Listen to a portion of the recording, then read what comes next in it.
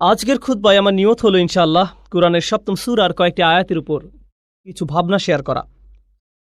সূরাটি হলো সূরাতুল আরাফ। সূরাতুল আরাফের শুরুর দিকে আল্লাহ আযজা ওয়া জাল্লা আদম আলাইহিস সালামের ঘটনা তুলে ধরেন। এই ঘটনার কিছু কিছু বিবরণ কুরআনের বেশ কয়েক জায়গায় পাওয়া যায়, সর্বমোট ৭ জায়গায়। প্রতিবার ঘটনার নতুন কিছু দিক তুলে ধরা হয়েছে। সুতরাং এটা ঘটনার পুনরাবৃত্তি নয়, বরং একই ঘটনার ভিন্ন ভিন্ন দৃষ্টিভঙ্গি।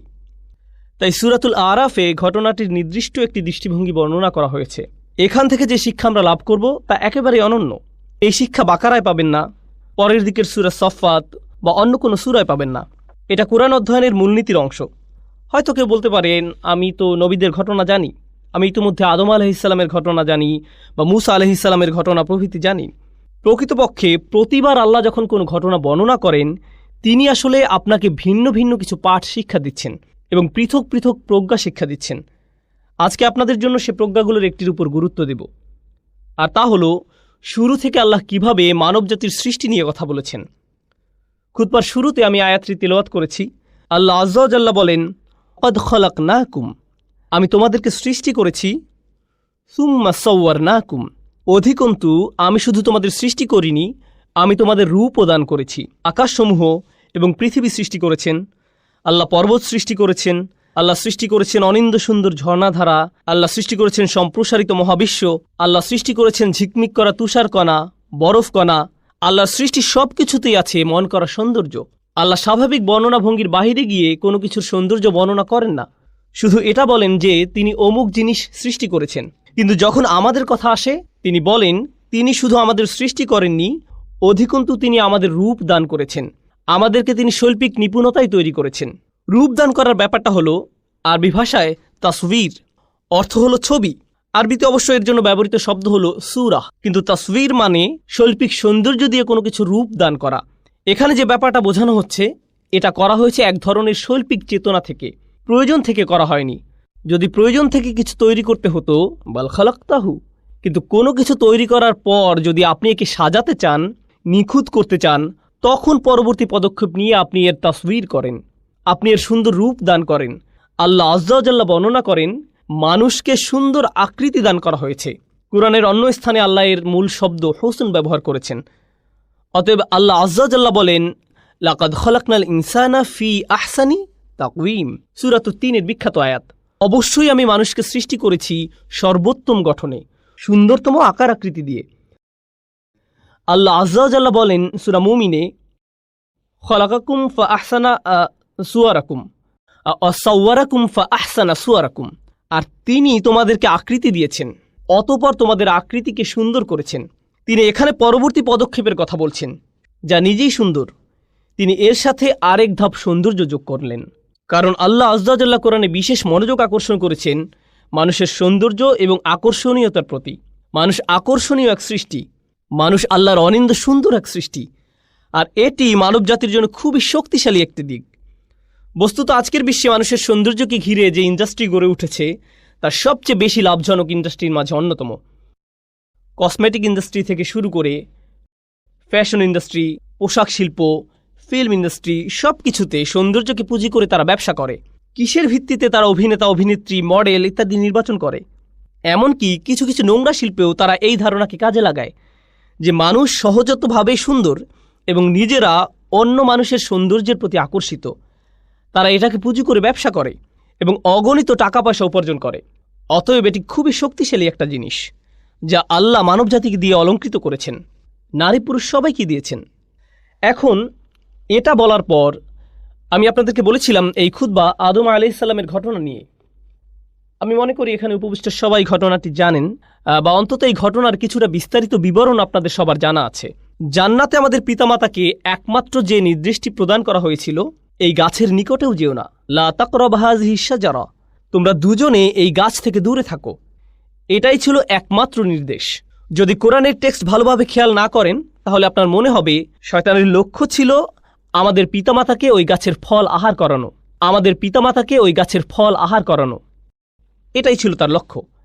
আল্লাহ আযজা ওয়া জাল্লা এটাকে শয়তানের লক্ষ্য হিসেবে বর্ণনা করেননি। এটা আমার আশা ছিল, আমি আশা করেছিলাম শয়তানের উদ্দেশ্য ছিল, আল্লাহ বলেছেন এই গাছের নিকটেও যেও না, আর শয়তানের লক্ষ্য হবে তাদেরকে গাছের নিকটবর্তী করা।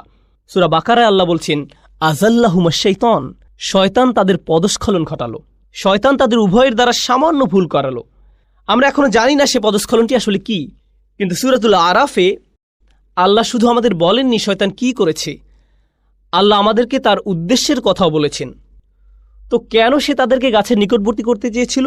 গাছ থেকে নিষিদ্ধ ফল আহার করানোই কি তার লক্ষ্য ছিল, নাকি তার মাথায় আরও অন্য কোনো উদ্দেশ্য ছিল যা মানবজাতিকে ধ্বংস করে ছাড়বে? আমাদেরকে একটি ব্যাপার বুঝতে হবে। এমনকি দিন শেষে আদম আলাইহিসসালামকে একটি নির্দিষ্ট গাছ সম্পর্কে বলা হলো, এই গাছের ফল তোমার জন্য হারাম, এই গাছের ফল খাওয়া তোমার জন্য নিষিদ্ধ।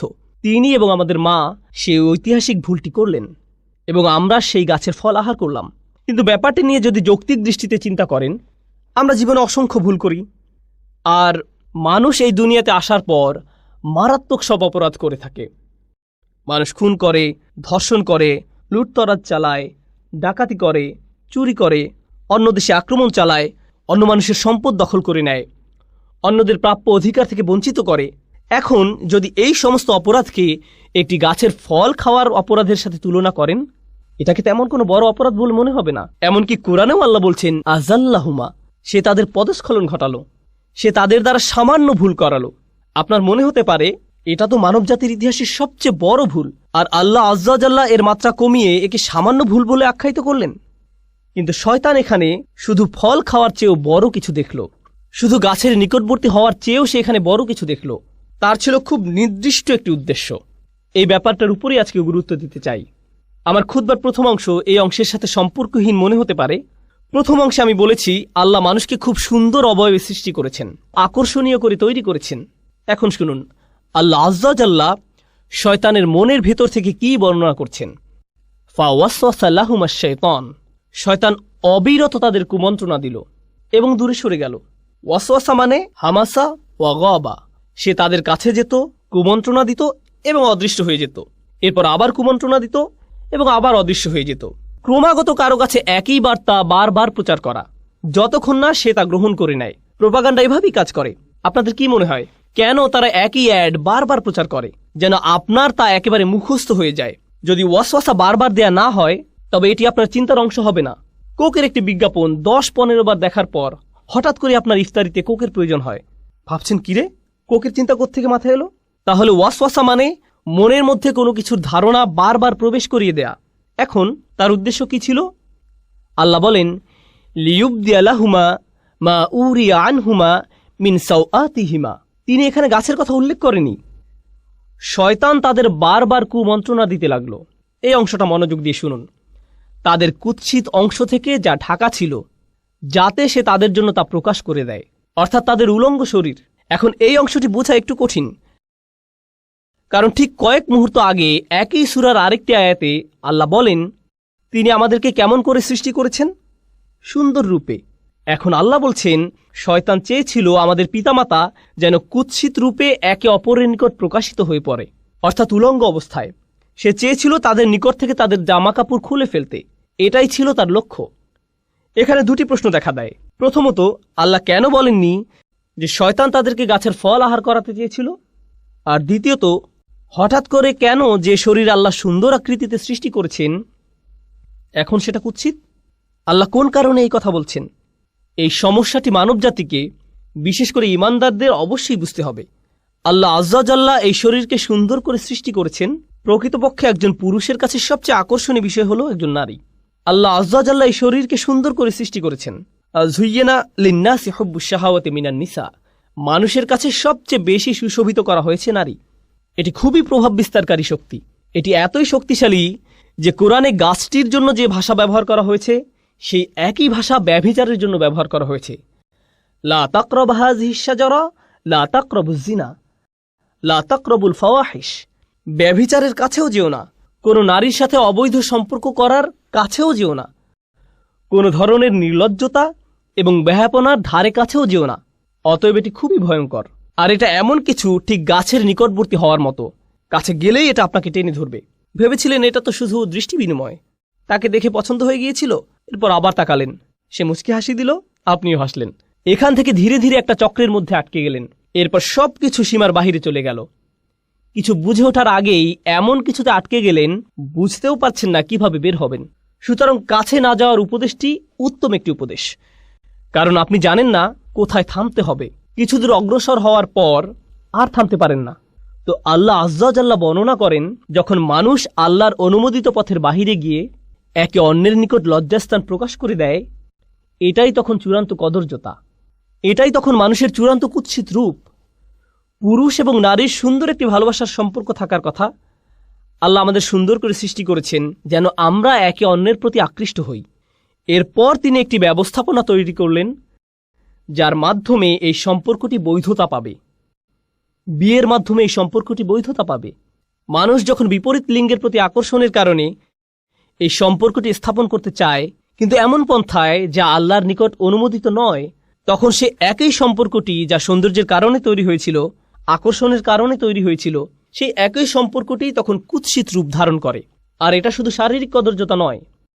কেউ এটা শোনার পর ভাবতে পারে, আমার একটা মেয়ে বন্ধু আছে, সে সুন্দর, আমি বুঝতে পারছি না কিভাবে সে কুৎসিত হয়ে গেল কুরআন নাজিল হওয়ার পর। আমি এটা নিয়ে কথা বলছি না। আপনার ভেতরে এক ধরনের কদর্যতা আছে। আপনার ভেতরের ভালো সত্তাটি ধীরে ধীরে মৃত্যুর দিকে ধাবিত হয়। তখন মানুষকে শুধু শারীরিক দিক থেকে সুন্দর করে সৃষ্টি করা হয়নি, মানুষকে চরিত্রের দিক থেকে সুন্দর করে সৃষ্টি করা হয়েছে। আর আপনি যখন অবৈধ একটি সম্পর্কে জড়িয়ে পড়েন, তখন আপনার ভেতরে যে সৌন্দর্যগুলো ছিল, আল্লাহ আপনাকে যে সৌন্দর্যগুলো দান করেছিলেন, তার থেকে কিছু কিছু তখন আপনার কাছ থেকে পালাতে শুরু করে। আপনার ভেতর থেকে টেনে হিঁচড়ে বের করে ফেলা হয়। ফলে দেখবেন, যখন কোনো যুবক ছেলে কোনো মেয়ের সাথে অবৈধ সম্পর্কে জড়িয়ে পড়ে, বা কোনো মেয়ে কোনো ছেলের সাথে, তখন লক্ষ্য করবেন তারা দিন দিন তাদের পিতামাতার সাথে বদমেজাজি আচরণ থেকে আরও বেশি বদমেজাজি আচরণ করতে থাকে। তাহলে দেখা যাচ্ছে এই সম্পর্কটি তাদের জীবনের অন্যদিকে কদর্যতা নিয়ে এসেছে। আপনি বুঝতেও পারবেন না তার এরকম পরিবর্তনের কারণ কি। এটাই হলো সাওয়া বা কদর্যতা। প্রসঙ্গত, কুৎসিতের আরবি হলো কবাহা, এটা কাবিহ, এটা কুৎসিত। তাহলে সাওয়া অর্থ কি? আরবিতে সাওয়া মানে লাশ। লাশ দেখা মানুষের দৃষ্টিতে খুবই অস্বস্তিকর এবং কদর্য। এর দুর্গন্ধ, আকৃতি, গলে পচে যাওয়া মাংস, চামড়া, এর সর্বত্র পোকামাকড়, এর সব কিছুই আমাদের চিন্তায় খুবই অসহ্য। এই চিত্রটি আল্লাহ আজ্জা জাল্লা তুলে ধরেছেন। অন্য কথায়, আপনার শরীর জীবনী শক্তিতে পরিপূর্ণ, কিন্তু আপনার আত্মার মৃত্যু ঘটেছে। আপনার আত্মা একটি লাশে পরিণত হয়েছে। লিউবদি আলাহুমা মা উরিয়া আনহুমা মিন সাওআতিহিমা। শয়তান তাদের লজ্জাস্থান প্রকাশ করে দিতে চেয়েছিল, কুৎসিত অবস্থা। সে তাদের ভালো দিক দূর করে দিতে চেয়েছিল। প্রসঙ্গত, এই সম্পর্কে আরেকটি ব্যাপার উপলব্ধি করা গুরুত্বপূর্ণ। আল্লাহ আজ্জা জাল্লা মানব জাতিকে ফেরেশতাদের চেয়েও উত্তম মর্যাদা দিয়েছেন। ইবলিসের চেয়েও তিনি মানুষকে উত্তম মর্যাদা দিয়েছেন। আর শুধু একটি জিনিসের কারণে মানুষ এই উত্তম মর্যাদা লাভ করেছে। অনাফাখতু ফীহি মির রূহি ফাকাউ লাহু সাজিদিন।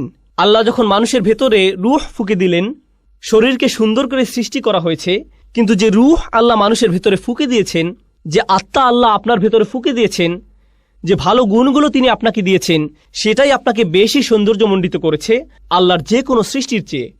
সেটাই আপনাকে অন্যদের থেকে পৃথক করেছে। শয়তান এটা জানে, আর তাই সে মানুষের শারীরিক সৌন্দর্যকে কাজে লাগিয়ে তাদের আত্মিক সৌন্দর্যকে কুৎসিত করতে চাইবে। এটাই তার লক্ষ্য। এখন এটা বলার পর সে কিভাবে আমাদের পিতামাতাকে রাজি করালো, এটা লম্বা একটা ঘটনা। আমি তার একটি সংক্ষিপ্ত রূপ আপনাদের সামনে উপস্থাপন করছি। সংক্ষিপ্ত ভাষণটি হলো, সে আদম এবং হাওয়া আলাইহিসসালামকে বলেছিল, শোনো, তোমাদের সৃষ্টি করা হয়েছে পৃথিবীর জন্য। ইন্নী জাইলুন ফিল আরদি খলিফা। আল্লাহর সিদ্ধান্ত হলো তোমাদের দুনিয়ার জন্য সৃষ্টি করা হয়েছে। তোমাদের জান্নাত থেকে দুনিয়াতে স্থানান্তর করা হবে যে কোনো মুহূর্তে। জান্নাত ছেড়ে পৃথিবীতে কে যেতে চায়? এখন শোনো, শুধু ফেরেশতারা এখানে থাকতে পারবে। সরি, তোমরা ফেরেশতা নও। অথবা তোমাদের জন্য আরেকটি উপায় আছে। যদি তোমরা জান্নাতের পার্মানেন্ট রেসিডেন্ট কার্ড বা গ্রিন কার্ড পেতে চাও, এটাই তোমাদের একমাত্র বিকল্প উপায়। অতএব ফেরেশতা হওয়ার একমাত্র উপায় হলো, বা জান্নাতের চিরস্থায়ী অধিবাসী হওয়ার একমাত্র উপায় হলো, তোমাদেরকে ওই গাছের ফল খেতে হবে। এটাই একমাত্র উপায়। তো সে বলল, আনতাকুনা মালাকাইনি আও তাকুনা মিনাল খালিদিন। এই গাছ থেকে আহার করো, হয় তোমরা ফেরেশতা হয়ে যাবে, নতুবা জান্নাতের চিরস্থায়ী অধিবাসী হয়ে যাবে। এজন্যই আমাদের পিতামাতা ভুলটি করেছিলেন। এখন এই ভুল করার পর কি ঘটল? আল্লাহ বর্ণনা করছেন, ফাদাল্লাহুমা বিগুরুর। এই আয়াতটি ভালোভাবে বোঝা খুবই গুরুত্বপূর্ণ। তিনি বলেন, সে তাদের পদস্খলিত করল ধীরে ধীরে। দাল্লাহুমা আরবি শব্দ দাল্লা এসেছে দালউন থেকে, যার অর্থ বালতি। আগের দিনে বালতি ব্যবহার করা হতো কূপ থেকে পানি তোলার কাজে। একটি বালতি দড়ি দিয়ে বেঁধে কূপের ভিতরে ফেলতো, তারপর টেনে টেনে তুলতো। এর নাম হলো আদলা দালওয়াহু। এর নাম হলো আদলা দালওয়াহু। বালতি কি সাথে সাথে উপরে উঠে আসে নাকি সময় লাগে? সময় লাগে। এটি একটি ধীর প্রক্রিয়া, আর প্রক্রিয়াটি যদি মাত্রাতিরিক্ত ধীর গতির হয় তখন আপনি আদলা দালওয়াহু বলেন না, বলেন দাল্লা দালওয়াহু। এটা অতিরিক্ত লম্বা সময় নেয়। শয়তানকে বর্ণনা করা হয়েছে সে তাড়াহুড়ো করে না, সে আপনাকে পথভ্রষ্ট করতে চায়, কিন্তু সে সময় নিয়ে ধীরে ধীরে করবে। সে আপনার কাছে আসে, আপনি বলেন আউযুবিল্লাহি মিনাশ শাইতানির রাজিম, সে তখন বলবে ওকে, আমি একটু পর আবার আসব, চিন্তা করো না, আমাদের হাতে সময় আছে। সে একটু পর আবার আসবে, এরপর আবার আসবে, এরপর আবার আসবে। আপনাকে অবিশ্বাসী বানানোর জন্য বা আপনাকে দিয়ে পাপ করানোর জন্য সে আপনার উপর প্রতিবার 1% করে কাজ করবে। আর এটা অনুধাবন করা খুবই গুরুত্বপূর্ণ। মনোবিজ্ঞানে তারা একটি বিশেষ বিষয় পরীক্ষা করে দেখে, এর নাম হলো স্লো বয়েল, ধীর গতির সিদ্ধ। তারা একটি ব্যাঙকে নিয়ে ফুটানো পানিতে ছেড়ে দেয়, এটি তখন সাথে সাথে লাফ দিয়ে বের হয়ে যায়। এরপর ব্যাঙটাকে নিয়ে স্বাভাবিক পানির একটি পাত্রে ছেড়ে দেয়, আর তারা পাত্রটির নিচে ধীরে ধীরে তাপ দিতে থাকে। এক সময় তাপমাত্রা তীব্র আকার ধারণ করে, কিন্তু ব্যাঙটা কখনোই লাফ দিয়ে বের হয় না, সেখানেই তার মৃত্যু ঘটে। সে এমনকি বুঝতেও পারে না যে তার তাপমাত্রা ধীরে ধীরে বৃদ্ধি পাচ্ছে। শয়তান আপনাকে দিয়ে হারাম কাজ তাৎক্ষণিক করাতে চায় না, কারণ আপনি বুঝতে পারেন এটা একটা ভুল। আপনি আল্লাহর আশ্রয় প্রার্থনা করেন, তো সে আপনার কাছে আসবে নির্দোষ সব বিষয় নিয়ে। আপনি তখন ভাববেন এতে আর কি সমস্যা, মানুষ এটাকে শুধু শুধু খারাপ মনে করে, কিন্তু আপনি বুঝতেও পারবেন না। এরপর সে আপনার কাছে এসে সামান্য একটু পদস্খলন ঘটাবে। আপনার আশেপাশের সবাই বলবে এটা করো না। আপনি তখন মুখ ঘুরে বলবেন এটা কি হারাম? আমি এমন কি করেছি? আমি কি কাউকে খুন করেছি? কি ভুল করেছি আমি? শয়তান ঠিক এই কাজটাই করে। দাল্লাহুমা বিগুরুর। সে আমাদের পিতামাতার সাথেও সব ধরনের প্রতারণার মাধ্যমে এই পদ্ধতি অবলম্বন করেছিল। ব্যাপারটা ইন্টারেস্টিং যে আরবিতে গুরুর মানে প্রতারণা, আবার এর দ্বারা অহংকার বোঝায়। সে মানুষের অহমিকা জাগিয়ে দেয়। মানুষ যখন ছোটখাটো ভুল করে আর কেউ সে ভুল ধরিয়ে দিলে বা স্মরণ করিয়ে দিলে, এটা স্বামী হোক বা স্ত্রী হোক, বাবা হোক বা মা হোক, কেউ ভুল ধরিয়ে দিলে সাথে সাথে সে মাগরুর হয়ে ওঠে, সাথে সাথে রাগান্বিত হয়ে ওঠে। না, কি বলছো তুমি? তুমি কে আমার ভুল ধরার? এভাবে তাদের ইগো ভালো হওয়ার পথ বন্ধ করে দেয়। যে সমস্যাটা শয়তানের নিজের ছিল, অহংকারের সমস্যা। যাই হোক, অনেক সময় ধরে চেষ্টা করার পর সে সফল হলো। সে আমাদের পিতামাতাকে মুহূর্তের মধ্যে গাছের কাছে নিয়ে যেতে পারেনি। সে তাদের কুমন্ত্রণা দিল, আর তারা সাথে সাথে বলে উঠল ভালো বুদ্ধি, ঠিক আছে চলো। না না না, এতে অনেক লম্বা সময় লেগেছিল তারা সেখানে যাওয়ার পূর্বে।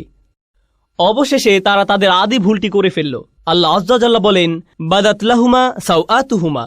তাদের উলঙ্গতা, তাদের কদর্যতা প্রকাশিত হয়ে পড়ল। এটা পরস্পরের নিকট প্রকাশিত হয়ে গেল। তাদের জামা কাপড় খুলে গেল। এই কাজের ফলস্বরূপ তাদের কাপড় খুলে গেল। এটি আসলে কোরআনের শক্তিশালী একটি দার্শনিক প্রতীকী শিক্ষা। আমরা শুধু এর ভাবকে আক্ষরিক অর্থে গ্রহণ করি না, কিন্তু এর ভেতরে রয়েছে বহু প্রজ্ঞা। যখন মানবজাতি হারামের পথ অবলম্বন করে, হোক সেটা হারাম খাদ্য, হারাম উপার্জন, হারাম আচরণ, যখন আমরা সিদ্ধান্ত গ্রহণ করি যে আমরা আল্লাহর বিধান অমান্য করব, যখন আল্লাহ বলেন অমুক কাজ থেকে দূরে থাকো কিন্তু আপনি তার থেকে দূরে থাকেন না, তখন ধীরে ধীরে কিন্তু নিশ্চিত রূপে আপনি আপনার লজ্জাশীলতা হারিয়ে ফেলবেন। আপনি আপনার হায়া শরম হারিয়ে ফেলবেন। জিহ্বা দিয়ে নোংরা শব্দ বের হবে। এর উপর নিজের কোনো নিয়ন্ত্রণ থাকবে না। আপনি নির্লজ্জ হয়ে পড়বেন কথায়, নির্লজ্জ হয়ে পড়বেন দৃষ্টিতে, নির্লজ্জ হয়ে পড়বেন কাজের ক্ষেত্রে। এভাবে শুধু পতন হতে থাকবে। আর এই সব কিছুর শুরু হয়েছিল আপাত দৃষ্টিতে এর সাথে সম্পর্কহীন একটি ব্যাপার থেকে, আদম হওয়ার ক্ষেত্রে একটি গাছের ফল খাওয়া থেকে। আর আমাদের ক্ষেত্রে যখন কোনো ব্যাপারে আমরা আল্লাহকে অমান্য করব, তার নিষিদ্ধকৃত বস্তুর নিকটে যাব, আমাদেরকে দেয়া আল্লাহর শ্রেষ্ঠ উপহার, আমাদের হায়া, আমাদের লজ্জা, আমাদের শালীনতা, আমাদের সংকোচের চেতনা চুরমার হয়ে যাবে। আমরা এর অযোগ্য হয়ে পড়ব। তারা যখন এই কাজ করল, তাদের কাপড় খুলে গেল। ফলে তারা কি করল? অতফিকা ইয়াখসিফানি আলাইহিমা মিন ওয়ারাকিল জান্নাহ। তারা সাথে সাথে জান্নাতের পাতা দিয়ে নিজেদের ঢাকতে শুরু করল। তারা অপমানিত হলো এবং নিজেদের লজ্জা ঢাকতে লাগলো। আমরা এখান থেকে কি শিখছি? পরস্পরের সম্মুখে উলঙ্গ না হওয়াটা আদম সন্তানের প্রকৃতিতেই আছে। পোশাক পরিচ্ছদ পরে থাকা, নিজেদের লজ্জা ঢেকে রাখা, এটা আদম সন্তানের সহজাত প্রকৃতিতে স্থাপন করে দেয়া হয়েছে। এজন্য মানবজাতির সকলে সহজাতভাবে নিজেদের ঢেকে রাখতে পছন্দ করে। বাচ্চা মেয়ে বা বাচ্চা ছেলে সামান্য বুদ্ধি হলেই 2 বছর বয়স, 3 বছর বয়স বা 4 বছর বয়স, খুবই ছোট, তাদের কোনোভাবেই এখনো বুদ্ধিমান সচেতন প্রাণী বলা যায় না। কিন্তু মা জামা পরানোর সময় বাবা যদি সামনে এসে যায়, তারা লজ্জিত হয়ে পড়ে, তারা কম্বলের নিচে লুকিয়ে পড়ে। আল্লাহ মানবজাতির ভেতরে প্রাকৃতিকভাবেই লজ্জার চেতনা স্থাপন করে দিয়েছেন। কিন্তু তখন কি হয়, যখন শয়তান কুমন্ত্রণার পর কুমন্ত্রণা দিতে থাকে, সে কুৎসিত সবকিছুকে মানুষের নিকট সুন্দর হিসেবে উপস্থাপন করে। ওয়াযায়্যানা লাহুমুশ শাইতানু আমালাহুম, শয়তান তাদের কাজগুলোকে তাদের নিকট সুন্দর হিসেবে উপস্থাপন করে। ঈমান থাকলে, বিশ্বাস থাকলে আল্লাহ যাকে কুৎসিত বলেছেন আমরাও তাকে কুৎসিত মনে করি, আল্লাহ যাকে সুন্দর বলেছেন আমরাও তাকে সুন্দর মনে করি। কিন্তু যদি শয়তানকে আপনার অন্তরে প্রবেশ করতে দেন, যে জিনিসগুলো কুৎসিত মনে হওয়ার কথা ছিল তাই আপনার কাছে সুন্দর মনে হওয়া শুরু করবে। এরপর সমাজের অবস্থা এমন পর্যায়ে এসে উপনীত হয়, আপনি যত কম জামা কাপড় পরবেন, আপনার জামা কাপড় যত খোলামেলা হবে। রাসূল যেমন বলেছেন, কাসিয়াত আরিয়াত সাল্লাল্লাহু আলাইহি সাল্লাম, এক সময় মহিলারা এমনভাবে জামা কাপড় পরবে, যদিও তাদের শরীরে কাপড় থাকবে কিন্তু দেখতে মনে হবে উলঙ্গ। জামা কাপড় এমন টাইট হবে, মনে হবে যেন শরীরের উপর রং করা হয়েছে, কোনো কিছু সে পরিধান করেনি। অবস্থা এমনই হবে এক সময়, আর এটাই মানবজাতির কাছে সুন্দর মনে হবে। কিন্তু পক্ষান্তরে প্রসঙ্গত এটা শয়তানের ফাঁদ। মানবজাতির চূড়ান্ত ব্যর্থতা হবে তখন যখন নির্লজ্জতাকে সুন্দর মনে হবে, উদযাপন করা হবে। প্রসঙ্গত তারা কি করে, এখানে উপস্থিত অনেক যুবক ছেলের জন্য সিয়াম পালন করা অনেক কঠিন মনে হয়, কারণ সে নিজে নিজে প্রতিজ্ঞা করেছে রমজানে সে কোনো মুভি দেখবে না। ওরা আপনাকে মুভি দেখার জন্য কিভাবে প্ররোচিত করে, ওরা ট্রেইলার বানায়। আর এই ট্রেইলারগুলোতে কি দেখানো হয়, হয়তো এটি কোনো অ্যাকশন মুভি ট্রেইলার, বিস্ফোরণ হচ্ছে, একটি গাড়ি আরেকটি ধাওয়া করছে, ফাইট হচ্ছে, ঠিক মাঝখানে কোথাও তারা উলঙ্গ একটি দৃশ্য যোগ করে দিবে কয়েক সেকেন্ডের জন্য। মুভির গল্পের সাথে এর কোনো সম্পর্ক নেই। তারা এটা দিয়ে লোভ দেখায় যেন আপনি বলে ওঠেন, ওহ আমাকে এখন এটা দেখতে হবে। তারা এভাবে আপনাকে আটকে ফেলে। তারা বেহায়াপনাকে উদযাপন করে। তারা এমন জিনিস উদযাপন করে যা মানবজাতির দৃষ্টির আড়ালে লুকিয়ে থাকার কথা ছিল। এরপর আছে অন্য প্রান্তের কিছু লোক, আমাদের সব সময় শালীন থাকতে হবে, আমাদের লজ্জা থাকতে হবে, আমাদেরকে নিজেদের হায়া শরমে সংরক্ষণ করতে হবে। আস্তাগফিরুল্লাহ। এখন আপনি সারা জীবন ধরে সব সময় চোখ নিচু করে রাখেন, জীবনে মাটি আর ঘাস ছাড়া কোনো কিছু আপনার চোখে পড়েনি। যে মেয়েকে বিয়ে করবেন এমনকি তার দিকেও চোখ তুলে তাকান না। এমনকি বিয়ে হওয়ার পরেও কিছু কিছু মুসলিম সংস্কৃতিতে আমরা এতই ধার্মিক যে আমরা কোরআনের চেয়েও বেশি ধার্মিক, আমরা রাসূল সাল্লাল্লাহু আলাইহি সাল্লামের সুন্নাহ থেকেও বেশি ধার্মিক। স্ত্রী সবসময় জিলবাব হিজাব পরে থাকে, এমনকি ঘরের ভেতরেও সে এমনকি তার স্বামীর জন্যও সাজে না, এমনকি তার স্বামীর জন্যও সুন্দর পোশাক পরে না। সে কখনো তার স্বামীকে নিজের দিকে আকৃষ্ট করার চেষ্টা করে না। যদি জিজ্ঞেস করেন কেন এমনটা করো না, সে বলবে আস্তাগফিরুল্লাহ আস্তাগফিরুল্লাহ। এটা আস্তাগফিরুল্লাহ নয়, তুমি যে স্বামীর কাছেও নিজেকে ঢেকে রাখো এটাই আস্তাগফিরুল্লাহ। কারণ নারী পুরুষের সম্পর্ক যদি সৌন্দর্যমণ্ডিত না হয়, হালাল সীমার ভেতরে সম্পর্ক যদি হালালের ভেতরে সুন্দর না হয়, তখন শয়তান পুরুষ মানুষটির অন্তরে কুমন্ত্রণা দেওয়ার সুযোগ পেয়ে যায়। সে বলবে তুমি যা চাচ্ছ তা বিয়ের সীমার বাহিরে পাবে। বুঝতে পারছেন? আল্লাহ আযজা ওয়া জাল্লা কোরআনে এই সুন্দর সম্পর্কের সংরক্ষণ করেছেন যেন বিয়ের ভেতরে সম্পর্কটা সুন্দর এবং রোমান্টিক থাকে। কিভাবে তিনি এটা করেছেন? আল্লাহ আযজা ওয়া জাল্লা একই সূরায় বলেন, তিনি বর্ণনা করেন, ইয়া বানি আদমা খুযু যিনাতাকুম ইনদা কুল্লি মসজিদ, হে বনি আদম তোমরা প্রত্যেক নামাজের সময় সাজসজ্জা পরিধান করে নাও। পরবর্তী আয়াতে তিনি বলেন, কুল মান হাররামা যিনাতাল্লাহ, বলো কে হারাম করেছে আল্লাহর সৌন্দর্য উপকরণ। এখান থেকে আমরা শিখতে পারি আল্লাহ এই সৌন্দর্য সবসময় ঢেকে রাখার কথা বলছেন না। আল্লাহ বলছেন এই সৌন্দর্য প্রদর্শন করার জন্য উপযুক্ত জায়গা আছে, এর জন্য উপযুক্ত পরিবেশ রয়েছে। তিনি আপনার এই সৌন্দর্যকে অস্বীকার করছেন না, তিনি এটা তৈরি করেছেন যেন আপনি এর প্রতি আকৃষ্ট হন, কিন্তু উপযুক্ত মাধ্যমে এটা পেতে হবে। এজন্যই তিনি এই সৌন্দর্য সৃষ্টি করেছেন। তাই তিনি বলছেন, ইউওয়ারি সাওআতিকুম ওয়ারিশান কদ আনজালনা আলাইকুম লিবাসান ইউওয়ারি সাওআতিকুম ওয়ারিশান। সুবহানাল্লাহ। আমি তোমাদের জন্য পোশাক অবতীর্ণ করেছি, আমি পোশাক নাজিল করেছি। আল্লাহ এই আয়াতে বলছেন পোশাকও কোরআনের মতো, ওহির মতো আল্লাহর নাজিলকৃত একটি উপহার। যেভাবে আমরা কোরআনকে সাজাই সেভাবে আমাদের সুন্দর পোশাক পরিধান করার কথা, শালীন কিন্তু সুন্দর পোশাক, যেন এটি আমাদের কদর্যতাকে ঢেকে রাখে। এরপর তিনি বলছেন ওয়ারিশান, পোশাক দিয়েছি তোমাদের শোভা বর্ধনের জন্য। প্রসঙ্গত আরবিতে রিশা এর শাব্দিক অর্থ হল পাখির পালক। পাখির পালক। ক্বাবলা রামি ইউরাশুস সাহাম, তীর নিক্ষেপ করার আগে তীরের মধ্যে পালক লাগিয়ে নাও। তো পালকের ব্যাপারটা হলো আগের দিনে মেয়েরা তাদের জামায় পালক লাগিয়ে সাজত। এখানে মূল ব্যাপারটা হলো সৌন্দর্যমণ্ডিত করা, শোভাবর্ধন। আল্লাহ আজ্জা ওয়া জাল্লা আসলে আমাদের গভীর প্রজ্ঞাপূর্ণ একটি ভারসাম্য দান করেছেন। আমাদের আজকের বিশ্ব, মার্কিন যুক্তরাষ্ট্র সহ আধুনিক বিশ্ব এবং মুসলিম বিশ্বের অধিকাংশ অঞ্চল যা ভ্রান্ত উপায়ে আধুনিক হচ্ছে, এগুলোর দিকে তাকালে আপনি কি দেখতে পান? আপনি দেখতে পান সুন্দর সুন্দর রাস্তাঘাট, আধুনিক সব দালান কোঠা, সরকার ব্যবস্থা, টেকনোলজি, ভালো ভালো কত কিছু ঘটছে। কিন্তু একটি ক্ষেত্রে মানবতা তার স্বকীয়তা হারিয়ে ফেলছে, আর তা হলো আমরা নির্লজ্জতা এবং বেহায়াপনা উদযাপন করছি। কিশোর ছেলেমেয়েরা বড়দের চেয়েও বেশি নোংরা শব্দ জানে। তারা স্কুলে পরস্পরের কাছ থেকে শিখছে। মোবাইল ডিভাইসের মাধ্যমে এমন সব জিনিসের দ্বার আপনার নিকট উন্মোচিত হচ্ছে যা আপনার আত্মাকে একেবারে ধ্বংস করে ছাড়বে। প্রতি মুহূর্ত, সব সময় এসব ছবি দ্বারা আক্রান্ত হচ্ছেন প্রতিনিয়ত, এসব শব্দ দ্বারা, এসব মেসেজ দ্বারা। একদিকে আমাদের নিজেদের রক্ষা করতে হবে। যে সৌন্দর্য আল্লাহ আমাদের ভেতরে দান করেছেন, সারা জীবনের জন্য তা ঢেকে রাখা সম্ভব নয় এবং আশা করা যায় যে এটা আমাদের উপর কোনো প্রভাব ফেলবে না। এর জন্য দরকার উপযুক্ত একটি রাস্তা, উপযুক্ত একটি উপায় দরকার, অর্থপূর্ণ এবং উদ্দেশ্যপূর্ণ উপায়ে এর মুক্তি দরকার। আর তা হলো বিবাহ নামক প্রতিষ্ঠান। এটাই সেই প্রতিষ্ঠান। আল্লাহ আজ্জা ওয়া জাল্লা আমাদের খুব সুন্দর প্র্যাকটিক্যাল একটা ধর্মদান করেছেন। তিনি আমাদের থেকে সাধু সন্ন্যাসী হওয়া আশা করেন না। সাহাবারা রাদিয়াল্লাহু আনহুম আজমাইন তথা রাসূল সাল্লাল্লাহু আলাইহি সাল্লামের সঙ্গীদের ইসলামের পূর্বেও একটি জীবন ছিল, আর সে সময় তারা ঠিক এমন ছিলেন না যে আস্তাগফিরুল্লাহ ওইদিকে আপুরা আছেন। সে সময় তারা এমন জীবন পার করেননি। ইসলামের পূর্বে তাদের কারো কারো রোমান্টিক জীবন ছিল, কেউ কেউ এমনই ছিলেন। এমনকি ইসলাম গ্রহণ করার পরেও সেই জীবন থেকে বের হয়ে আসা তাদের জন্য কষ্টকর ছিল। একদিন এক সাহাবী রাসূল সাল্লাল্লাহু আলাইহি সাল্লামের কাছে এসে বললেন, ইয়া রাসূলুল্লাহ, আমি খুব দুঃখিত, আমি রাস্তায় এক মেয়েকে চুম্বন করে ফেলেছি। একজন সাহাবী এটা করেছেন রাস্তায়। রাসূল সাল্লাল্লাহু আলাইহি সাল্লাম তাকে কয়েক রাকাত নামাজ পড়তে বললেন, কারণ তিনি ধীরে ধীরে ভালো হচ্ছেন, তিনি আস্তে আস্তে ভালো হওয়ার দিকে এগিয়ে যাচ্ছেন। আমি বলছি না যে এমনটা করা আপনাদের জন্য বৈধ। যারা মাত্র ইসলামে প্রবেশ করেছেন, এটা তাদের জন্য একটা জার্নি ছিল। রাসূল সাল্লাল্লাহু আলাইহি সাল্লাম তাকে এভাবে ধমক দেননি। তুমি কি আদম আলাইহিস সালামের ঘটনা শুনোনি? তুমি কি জানো না এই কারণে আমাদেরকে জান্নাত ত্যাগ করতে হয়েছিল, আর তুমি সেই শয়তানের পদাঙ্ক অনুসরণ করছো? না, তিনি লম্বা কোনো লেকচার দেননি। জাস্ট 2 রাকাত নামাজ পড়ো, আল্লাহর কাছে ক্ষমা চাও, এমনটা যেন আর না ঘটে। নিজের উপর এত কঠোর হবে না।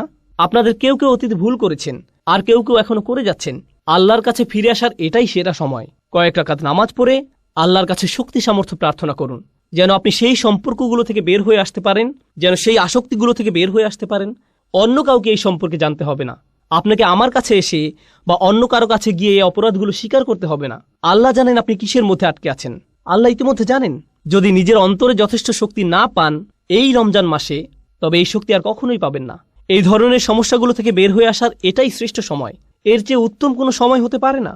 তাই আমি আল্লাহ আজ্জা ওয়া জাল্লার নিকট প্রার্থনা করছি, আমাদের মাঝে যারা জীবনে ভুল করেছেন বা এখনো করে যাচ্ছেন, আল্লাহ যেন আমাদের এমন ইমানের শক্তি দান করেন যেন আমরা এই ধরনের ভুলগুলো থেকে বের হয়ে আসতে পারি, এবং আমরা যেন বুঝতে পারি যে এগুলো আসলে শয়তানের চাল। আমরা যেন তার কাছ থেকে সরে আসতে পারি এবং আল্লাহর অনুমোদিত উপায় অবলম্বন করতে পারি, যেগুলো বাদে অন্যগুলো হারাম। আল্লাহ আমাদের জন্য যে পথ খোলা রেখেছেন, হালালের পথ, তা যেন অবলম্বন করতে পারি। বারাকাল্লাহু লি ওয়া লাকুম ফিল কুরআনিল হাকিম ওয়া নাফা'নি ওয়া ইয়্যাকুম বিল আয়াতি ওয়া যিকরিল হাকিম।